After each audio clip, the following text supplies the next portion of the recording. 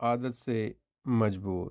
سامعین محترم، ہماری سوسائٹی میں آج بھی اپنی عادت سے مجبور لوگوں کی اکثریت کا حال ایسا ہی ہے جیسا کہ ٹیلی ویژن اور سوشل میڈیا پر موجود بازاری تبصرہ نگاروں کا ہے کہ سیاست کی سین تک کا علم اور فہم نہیں ہوتا اور تنقید برائے تنقید کھیل رہے ہوتے ہیں۔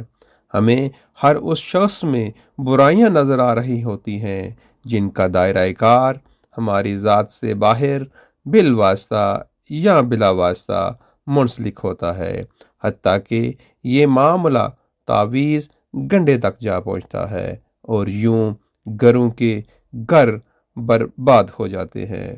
لیکن میری زندگی میں کوئی ایسا مطالعہ یا مشاہدہ نہیں گزرا ہے کہ اللہ رب العزت کی ذات نے کسی کا گھر خراب کرنے والے کا گھر آباد کیا ہو۔